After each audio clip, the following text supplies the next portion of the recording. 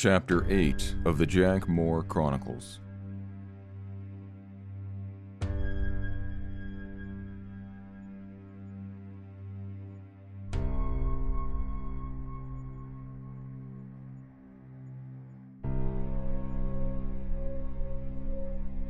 The man in the hoodie slowly approached the bus. His arm remained erect as he walked. An orange glow radiated from his hand, increasing as he drew closer. I did what any sane person would do in this situation. I froze.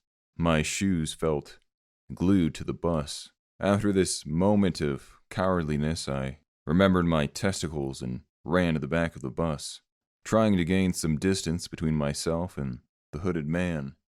As I reached the back, I could hear the door at the front fly off its hinges. I looked at the emergency exit and thought about running away. But what good would that do? This asshole already did something to the driver, and I had a feeling he was connected to Stephen's death. I took cover behind a row of seats near the emergency exit. Slow footsteps approached. A whistle echoed through the bus. It was as if this was just another day for the man. "I know you're here, Jack. I know you've been snooping around." This confirmed my theory he was involved. I got up from hiding and pointed the gun. The man was past the driver, but still a distance from me. My hand shook as I gripped the gun. I pulled the trigger. The bullet struck his shoulder. Despite the shot, he kept walking down the aisle, his hand pulsating bright. He whispered something under his breath, and then it happened. Fire came soaring at me, red and angry. The heat caused instant sweat. I dove into the nearby row of seats. The emergency exit now had a hole burned through it. I am royally fucked, I thought. Death was knocking at my door, laughing at the stupidity. There was no escape. Another round of fire was on its way. The man's hand pulsated. It was as if he had to build up the energy. This gave me enough time to put my hands up, my eyes closed, accepting my fate. I always thought the Grim Reaper would come through the bottleneck of a liquor bottle. I didn't expect it to come from a hobo with flaming hands. As that thought faded, the pain on my forehead increased tenfold. My vision began to blur, like the static of an old TV, the antenna's signal weak. I could see the blurry outline of the hooded man now before me. "What the hell is that?" the man said as he looked at me crunched behind the seat. In that moment, I think we both felt fear. I blacked out and woke up to find the hooded man on the floor of the aisle. My forehead pulsated. I was hovering over him. He had blood gushing from his face, turning his unkempt beard red. His face was busted up. My fists were bloody. My knuckles ached. I can't tell you how I kicked this guy's ass, but I sure in hell did. Was it the Viridian Golding spoke of? The questions had to wait. The man who lay beaten in the aisle was older. It was hard to tell his exact age, considering the recent pounding. He looked like Gandalf the hobo. His gray hoodie was stained and worn from years of use. Could this be the guy that killed Stephen? My anger was starting to cloud my judgment. I couldn't just assume, though. Despite the obvious evidence, I took my graphic tee and wrapped it around the wound on his shoulder. Helping this piece of shit made me sick.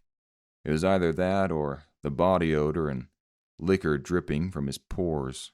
His pockets were empty, no cash, no phone, nothing. The only thing I found was on the palm of his hand. The same one that just minutes earlier had called for my death.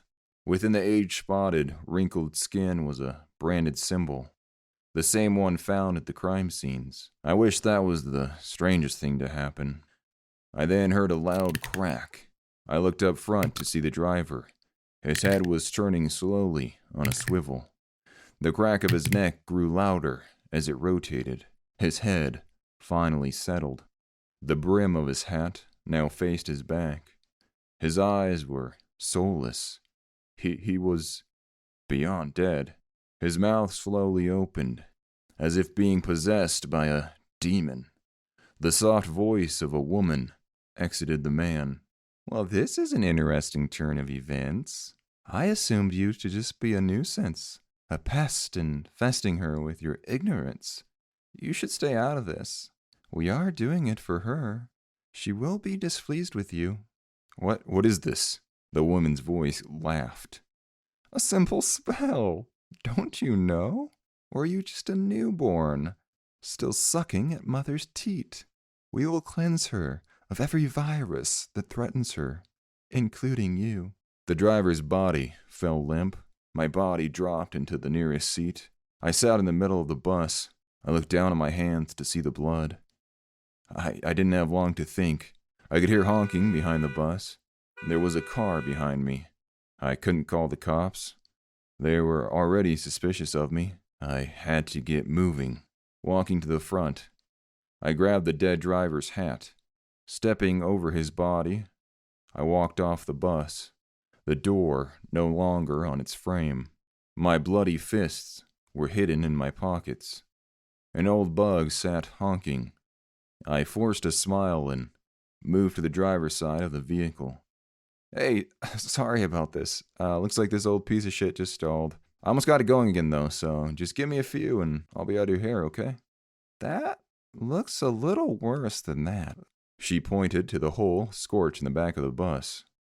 Oh, yeah, that, just some kid playing with fireworks. You know how it goes.